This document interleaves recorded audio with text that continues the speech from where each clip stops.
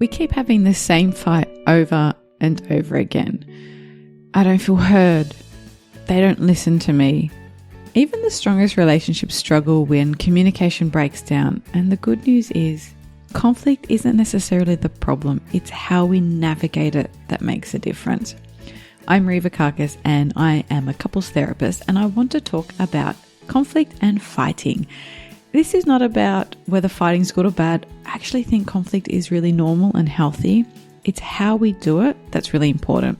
In this episode, I'm going to share with you why conflict is actually a sign of a strong relationship when it's handled well, how small miscommunications can snowball into bigger problems, the role and importance of curiosity, empathy, and connection in resolving tension, and I'll give you a few kind of tips and tricks along the way to help you improve communication and build trust. Let's dive right in. Now, I've been on a bit of a couples therapy relationship deep dive in the last year or so after going through my Gottman Level 3 training and working towards my certification. So I'm on the certification track. It's a whole other thing. So I've been reading books, listening to content, and I've been in the thick of it now for a little while. And conflict is one of those things that I find really interesting. A lot of people I know are very conflict avoidant. They have a lot of anxiety when it comes to conflict, and they think it means things are bad or that it's going to blow out into a fight or a heated debate. And maybe sometimes it can be a debate. Some people are quite comfortable in that space and some aren't. And this can cause really big concerns for some people in relationships because they're not resolving things. And everyday small, niggly things can become huge issues without understanding what's going on. So conflict is inevitable. Difference is inevitable. You have two brains, it may be under one roof. Something's going to go wrong. You're going to have a different preference. Many people assume wrongly that avoiding conflict keeps a relationship peaceful, but in reality, these unspoken frustrations build up over time. And as I was sharing in a recent course that I ran, Relationship Refresh, we talked about conflict being a key component of trust and being able to talk about what's bothering you and to bring that to your partner actually helps build trust over time, because you can trust that they will tell you when something's not going okay. They trust you to hold that space for them. And then you trust that the relationship can repair from that as well. So it's really, really important to know how to handle conflict properly. We need to start seeing conflict as an opportunity. So research from the Gottman Institute shows that about 70% of conflicts in relationships are perpetual. Okay, so think about that. About 70% of the conflicts that you have are going to be there forever. They are basic differences in personality, in values and life perspectives rather than solvable problems. This might be introvert, extrovert. It might be a vegan with a meat eater. It could be different religious backgrounds. It could be on how you value spending money, whether you want to save it or spend it. It could be whether you like a minimalist interior design or something with lots of color. You're going to have these differences that are going to be there forever. Someone might want a holiday where they relax by a pool and the other, like me, wants to hike mountains. That's going to be a perpetual difference. How you have those conversations as they come up is really, really important. So the goal isn't to win an argument, but it's to better understand each other, and that builds deeper trust. So instead of asking yourself, how do I get my partner to agree with me? Try asking yourself, what can I learn from their perspective? Now, a happy relationship, like I said, is not one without fights. One of the keys to having a happy and healthy relationship is one where repair happens after a fight. The most successful couples, the masters, the ones that we look up to, have small, meaningful moments that they use to reconnect after conflict, and they might recap that, they repair that conversation. They might talk about what they've contributed to. Maybe they might say, look, I'm sorry I raised my voice. They take responsibility for a part of that conflict too, if that feels appropriate. The words you choose matter, and so does your tone. Okay. And the way you listen matters. So it's all of those things combined. Simply saying, well, I'm sorry, it's not going to work. When I hear people and I see it, oh my couples therapist couch all the time, people will say, but I said I'm sorry. And I might get them to say, well, how did you say it? They're like, well, like that. I said I'm sorry. That's not enough. That's not what we want. When we're looking for recognition of an interaction, it's actually saying to the person, I see how my behavior had an impact on you, and I'm sorry for how I responded, or I can see that means a lot to you and I let you down.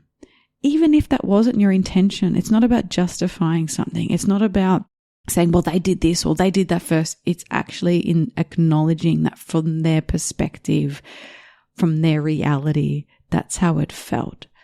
So think about, maybe you forgot to book a restaurant for a birthday and you were busy, or you had a lot going on at work and your partner feels completely crushed by that and you had a bit of a fight about it. It's not in saying, well, you never booked something for me, or, well, I was busy. What do you want from me? It's actually in saying, I can see this means a lot to you. And there's no excuse. I did get too busy. I was overwhelmed. And I apologize that I overlooked something that's really important to you. Even if that wasn't your intention, even if your intention wasn't a disappointment, acknowledging that disappointment, acknowledging that hurt. And then your partner might say, thank you, or whatever, and they can then apologize for how they reacted. Maybe they can say, I reacted poorly. I'm sorry for raising my voice. I was really angry and that came from a place of hurt. So each person being able to take responsibility for a part of that. Because underneath a fight, some people fight because they want to be correct. Some people fight because they want connection. And some people fight for control. So it could be to be correct, for connection, or for control. And it's really important to try and recognize what's underneath that for your partner. And we're talking about healthy conflict. If there's, abuse and violence, this is definitely not the podcast for that. That requires additional support, and please reach out and find the support. I'm talking about conflict that is respectful, that is generous in the assumption that you make for your partner and helps bring you closer and develop that trust. To help balance that, not only do we need to have an idea of how to handle conflict, it might also be a conversation to have with your partner. If you're listening to this and you're thinking, we avoid this. Actually saying why. Now, I've noticed whenever there's a concern or an issue, we seem to just kind of, sweep it under the rug. I'm curious to know why. What's that about? Or I noticed this in myself and I want to talk about it. So actually having a conversation about how you don't like conflict and what that evokes for you and how hard that is for you can really help your partner to understand where you're coming from. Now, I want to share an example of how conflict is not often what it's about. And now picture, we've got two people, they're about to buy a house together and they've been living together for some time and they've set up a spreadsheet. Now, partner one, let's call them Sam, loves a good spreadsheet. And they have put their budget in there and they're looking at what they can borrow and they've got some really clever formulas around interest rates and all of that stuff. And now Sam's partner, Alex, doesn't like spreadsheets, finds budgeting restrictive and just doesn't like it. And so every time Sam tries to sit down and say, let's have a conversation about our goals, Alex avoids anything to do with the spreadsheet. And this has turned into a bit of a fight where Sam is thinking, you don't care about me. Why don't you do the budget? And maybe Alex is like, you stop pressuring me, stop trying to restrict my finances. But when we came down to it, it wasn't about the spreadsheet. For each person, there was a different money story. And neither was able to unpack that further, to sit down and say, we're planning for a house and it helps my brain to have everything laid out in a spreadsheet. And I want to share with you where I see our finances going so that we can save for our future together. Coming at it from that is so different than saying, you never show an interest in me. I've sent you the spreadsheet. You haven't even looked at it. You're always avoiding it. And often that's happening like just before bed when the person is at their worst or they're really tired or really, really grumpy. And that's just not going to land well. And then they're going to probably come back with, well, you're always being, frugal, or you never let me spend money on anything, or all I hear about is this spreadsheet and maybe I don't even want to be with you. And before you know what you're fighting about, you don't even know what you're fighting about. So it's never about the spreadsheet. It could be what it represents. For someone that could feel restrictive, and for someone else that could feel containing. And that might be your perpetual difference. You might have a difference in how you like to present information, what kind of plan you need, what components need to be there. And someone else might want spontaneity and ease, and they might always be opposites. So it's actually figuring out, how do you make those two things meet? And perhaps this conversation around the spreadsheet and the budget and planning for a house, that can be handled in its own way. And then you rinse and repeat. You might have an upcoming holiday and you're going to face the same thing. It's like, how do you want to plan for this? How do we know we've got enough money? What's going to feel good for you? And it's about coming to a compromise, not lose-lose, but it's win-win.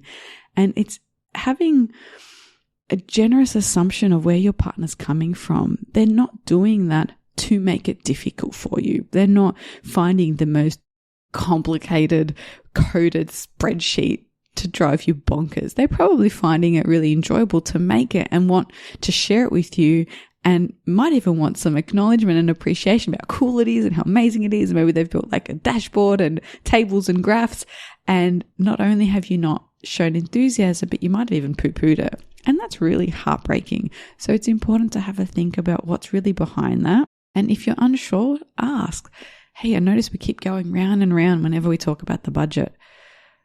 I want to just check in. What's going on for you? I'm feeling like I get tongue-tied or I get caught off guard. What's it like for you? And tone matters. And even saying, look, this is clunky. I've never actually asked you this before, but can you bear with me because it's going to come out a bit awkward. I'm stuck and I don't know what to do. Can we rewind or can we have a break?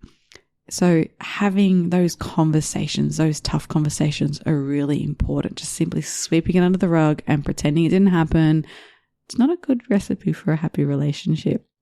So keep in mind that conflict isn't about winning. It's about understanding. Communication takes practice. It's just like any other skill. It's teachable, it's learnable. You can read books, listen to podcasts. You can keep an eye out on people who around you who do this really well. There's heaps of information out there, and it might be hard, and that's okay, and it's still learnable. So I want to encourage you to think, what's one small action that you can take away to help you improve communication in your relationship? I'd love to hear from you. Reach out to me, and if you have a question that you want answered on the podcast, get in touch. Thank you for listening. To keep the conversation going, head on over to Instagram or LinkedIn and follow me. If you'd like to keep updated with episodes and other interesting things happening in mental health, join my weekly This Complex Life newsletter, where I'll share tools, tips and insight. There's a link in the show notes. Got a question you want answered? Shoot me an email or a DM. I'd love to hear from you. And if you enjoy the show, I'd really appreciate it if you could leave a rating and a review. It helps other people find the podcast.